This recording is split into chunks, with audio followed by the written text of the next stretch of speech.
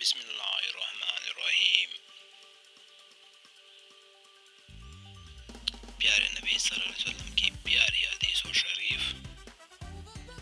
رسول اللہ صلی اللہ علیہ وسلم نے فرمایا، اللہ تعالیٰ ایسے شخص کو اپنے عرش کے سائے میں جگہ دے گا جس نے تنہائی میں اللہ تعالیٰ کا ایسا ذکر کیا کہ اس کے آنسو جاری ہو گئے۔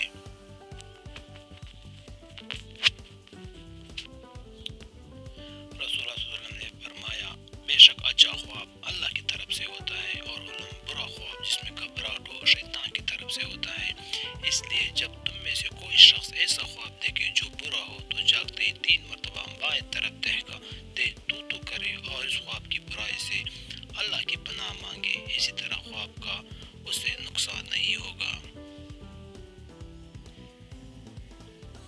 رسول اللہ صلی اللہ علیہ وسلم نے فرمایا، عورت بجلی کی ہڈی کی طرح ہے، اگر تم اسے بالکل سیدھا کرنا چاہو گے تو تم اسے توڑو گے، یعنی جدائی کی نوبت آ پہنچے گی، اور اگر تم عورت سے فائدہ اٹھانا چاہو تو تمہیں اس کا ٹیڑھا پن برداشت کرتے ہوئے اس کی خوبیوں سے فائدہ اٹھانا ہوگا۔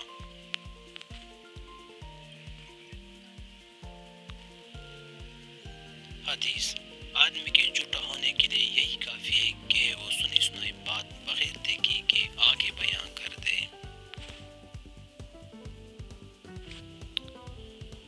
فرمان مصطفیٰ صلی اللہ علیہ وسلم، جو شخص بروز جمعہ یا شب جمعہ سورۃ دخان پڑھے اس کے لیے اللہ ذوالجلال جنت میں ایک گھر بنائے گا۔ آپ صلی اللہ علیہ وسلم نے فرمایا، جو دسترخوان پر گری ہوئی چیز اٹھا کر کھاتا ہے اس کی اولاد حسین و جمیل پیدا ہوتی ہے اور اس سے محتاجی دور کی جاتی ہے۔ رسول اللہ صلی اللہ علیہ وسلم نے فرمایا، یاد رکھو اللہ کی مدد و نصرت صبر کے ساتھ ہی ہے، اور ہر تکلیف و مصیبت کے بعد کشیدگی ہے، اور بلا شبہ ہر تنگی و مشکل کے بعد آسانی ہے۔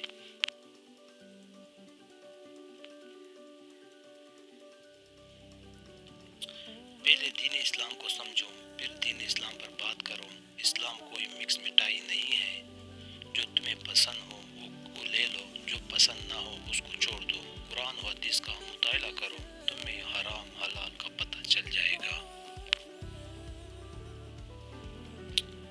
رسول اللہ صلی اللہ علیہ وسلم نے فرمایا، اللہ تعالیٰ فرماتا ہے، جو لوگ میرے عظمت و جلال کی وجہ سے آپس میں محبت رکھتے ہیں، قیامت کے دن ان کے لیے ایسے نور کے ممبر ہوں گے جن پر انبیاء اور شہداء بھی رشک کریں گے۔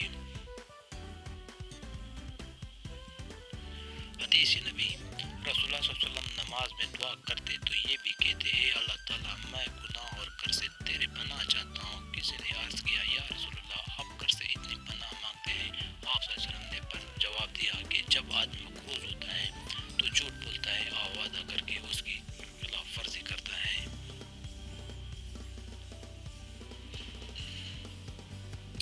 رسول اللہ صلی اللہ علیہ وسلم کا ارشاد ہے، آدمی قیامت کے دن اسی کے ساتھ ہوگا جس سے اس نے دنیا میں محبت کی۔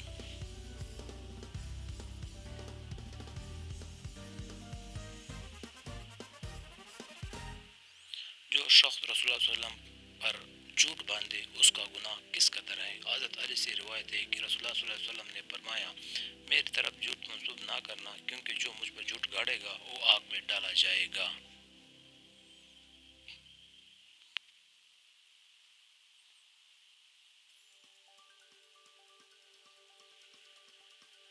حدیث نبی صلی اللہ علیہ وسلم نمبر 1، رات کا کھانا نہ چھوڑو چاہے ایک مٹھی کھجور کیوں نہ ہو، کیونکہ رات کا کھانا چھوڑنا آدمی کو ضعیف کر دیتا ہے۔ نمبر 2، خوف سے تنہائی میں رونے کے سوا کوئی بھی چیز اللہ کی ناراضگی کو نہیں مٹا سکتی۔ نمبر 3، اللہ اس شخص کو آباد رکھتا ہے جو حدیث نبی صلی اللہ علیہ وسلم سن کر دوسرے کو پہنچائے۔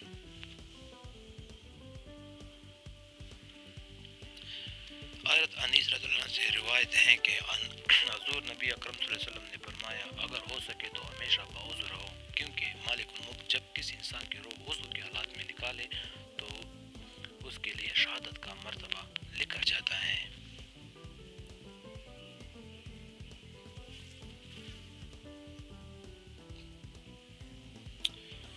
رسول اللہ صلی اللہ علیہ وسلم نے فرمایا، سوموار اور جمعے کے دن جنت کے دروازے کھولے جاتے ہیں، ان دونوں دنوں میں ہر اس شخص کی مغفرت کر دی جاتی ہے جو اللہ کے ساتھ کسی کو شریک نہیں کرتا، مگر وہ شخص جو اس کے اور اس کے کسی مسلمان بھائی کے درمیان بغض اور کمینہ سکینہ موجود ہو تو اللہ کی طرف سے کہا جاتا ہے ان دونوں کو چھوڑ دو یہاں تک کہ صلح کر لے۔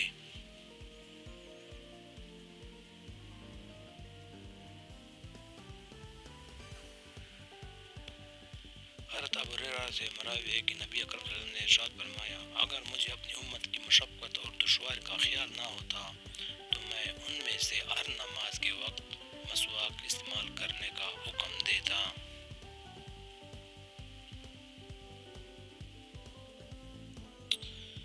لڑکیوں کی بغیر اجازت شادی کرنا کیسا ہے؟ نبی پاک صلی اللہ علیہ وسلم نے فرمایا دین دیکھو، اخلاق دیکھو اور رشتہ کر دو۔ اگر بچی اپنی پسند کا اظہار کر دے تو اسے نافرمانی نہ سمجھو، اور اگر بچی اپنی پسند کا اظہار کر دے کہ میری یہاں شادی کرو تو اسے بے قدر بے حیا نہ سمجھو۔